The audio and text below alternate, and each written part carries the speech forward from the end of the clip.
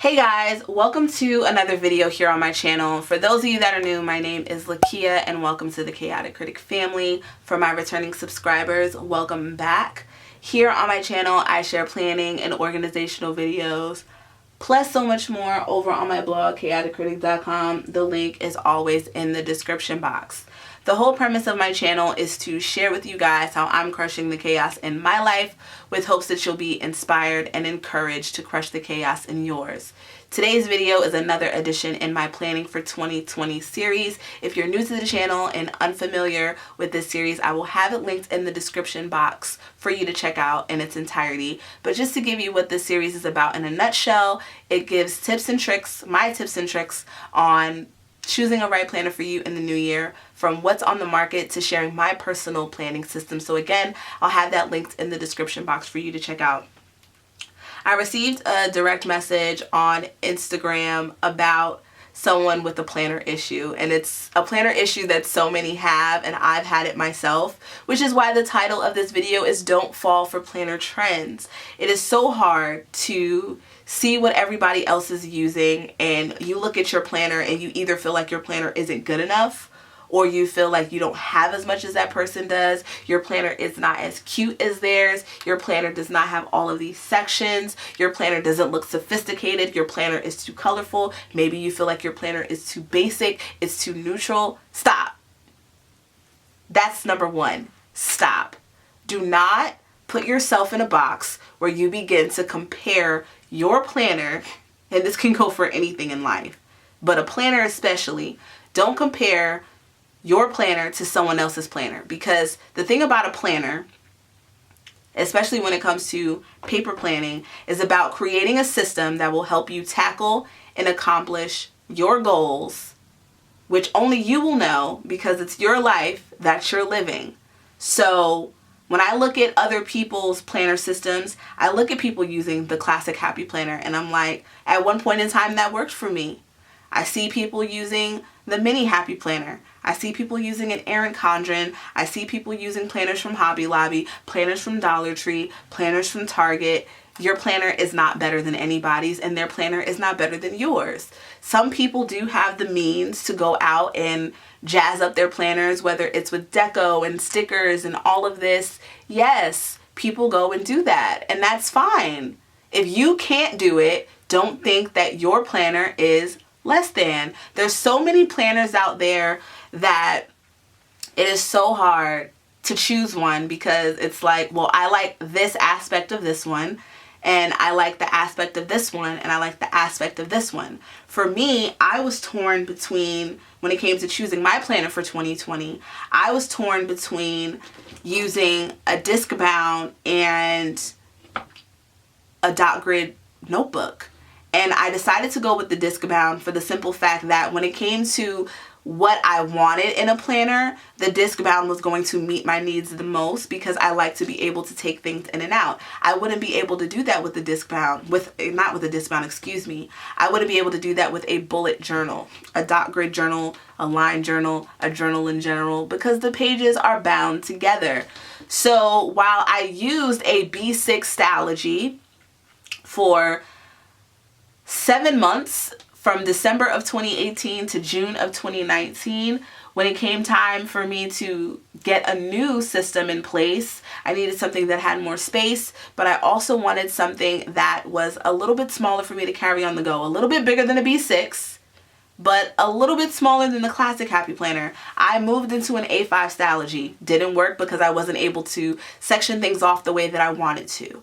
And then from the A5 Stalogy, I tried this little makeshift system that I created. I'll link the video on it when I was searching for my planner piece, and I was in a planner rut. I then moved to a mini happy planner, too small. The layout horizontal also didn't work for me because I'm a lister. If you need help on your writing style, I have a video on that as well.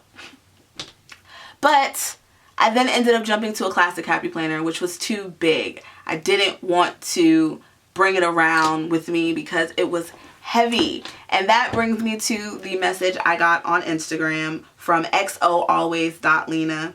And she said, "Hey Lakia, I watch your videos on YouTube and I wanted your expert advice on a planning system. So I already have a thick classic happy planner, but I find myself drooling for the ARC tool Discbound size.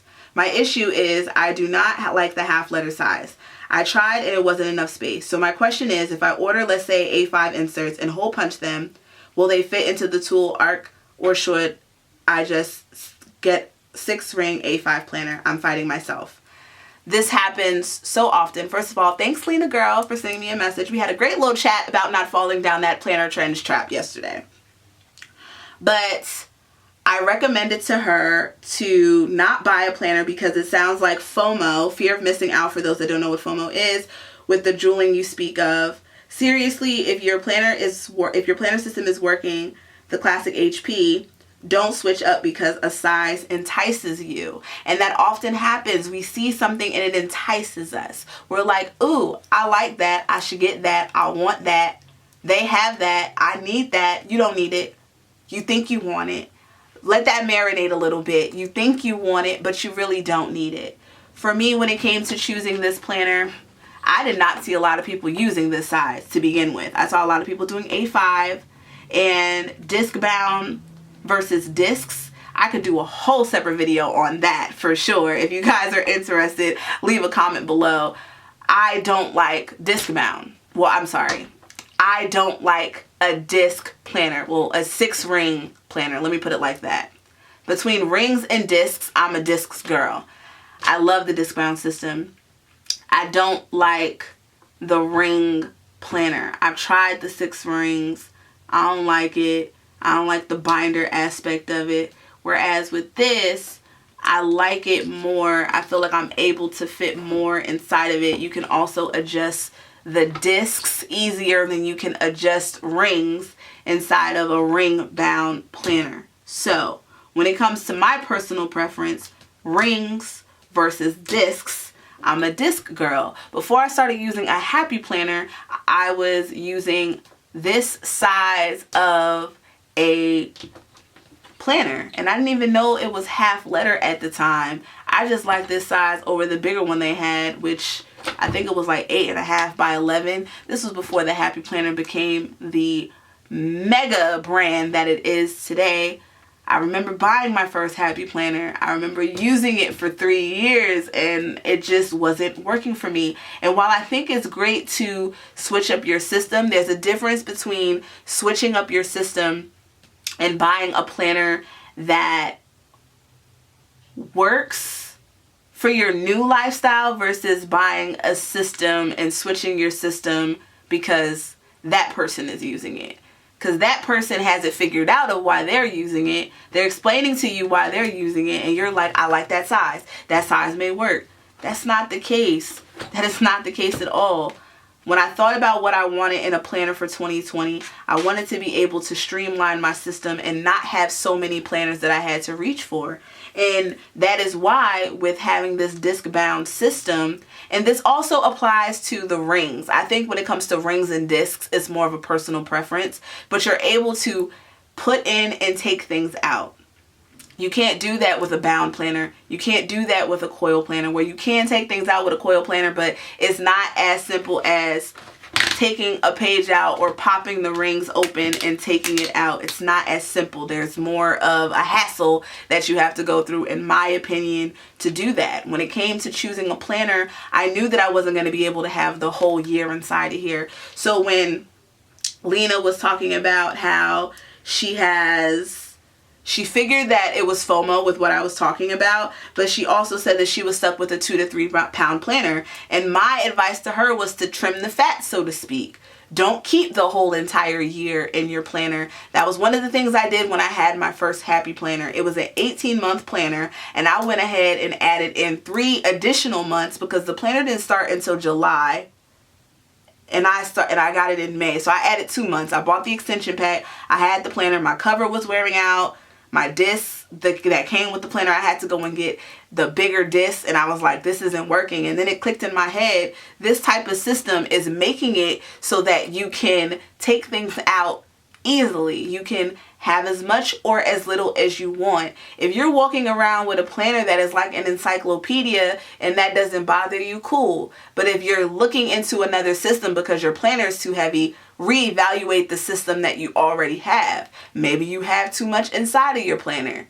Maybe you need to take a section out. Maybe a section you had in there does not apply. I feel like when it comes to the plans, people keep a whole entire year in a planner just because that's like common sense. I should keep the whole year because it's for 2020. But when you are implementing other sections, you have to weed out the extra fat, which is the extra paper, because planners can get really, really heavy. My classic happy planner, I'll link all the videos on the setup that I had. I used an hourly vertical layout, and I loved it. It just was too big, so I decided to downsize. And when I downsized to this half letter, again, I didn't downsize because what someone else was doing. I downsized because I knew that I wanted to be able to take my planner on the go.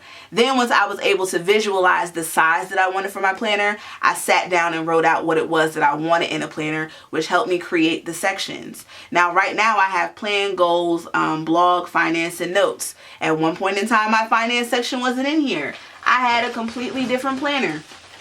I had this one I got from Dollar Tree. And I wanted to have all of my financial stuff in one central location for the year. But the fact of the matter is, I wasn't even carrying that planner around. I got it because I was thinking, cool, I could track my expenses and everything, and I was doing that because someone else was doing it. I went and searched for another planner specifically for finances because someone else was doing it. And while it's great to take inspiration from other people, those people should not dictate what it is that, and not to say that they are, but you shouldn't use that as I need to go and buy that because they recommended it. It's not always going to work that way. So the conversation that we were having yesterday about this just really, I really wanted to come and make a video about it because I feel like, especially during this time of year, we fall into the planner trap of, I need to buy this to get that. And you don't need to. Sis, you don't need to. Reevaluate the system that you have and think, do I want to get something new because I either want to downsize, carry it on the go, it's not meeting my needs, or do I need to get it because this, that, and the third YouTuber or Instagrammer shared it and I feel like I'm missing out because I'm not using what they're using? Let that marinate. Think about that. So that wraps it up for this video. I would love to continue the conversation in the description box. Let me know what you guys think. Do you feel like there's a lot of people falling into the planner trends and you feel like your planner isn't good enough? Do you feel like the system that you have, you need to change it because you need to actually change it to meet your lifestyle? Or do you feel yourself going through planner FOMO? FOMO is not just for, you know, planner related stuff, it's in general. But do you guys think that you're going through planner FOMO and you want to change your system for the new year because of what someone else has, or because you really need it to streamline your personal day-to-day tasks? Let me know in the comment section below, as well as any other comments or questions or suggestions you may have. Be sure to check out the links in the description box, which will have all the details on my planner that I'm using in 2020, which is this half letter arc Discbound system. Again, I'll have all the links for you guys to check this out. And if you want to create a system of your own, cool, if it works for you. I do have videos on this, and I have more videos coming in this size, so stay tuned for that. Also, be sure to check out related videos such as my Planning for 2020 series, as well as the links to my blog and Instagram. The blog is chaoticcritic.com. My Instagram is @chaoticcritic. If you're not subscribed to the Chaotic Critic fam, what are you waiting for? Hit that subscribe button and the notification bell. And for all of you that are, I thank you guys from the bottom of my heart, and I'll see you guys in my next video. Bye.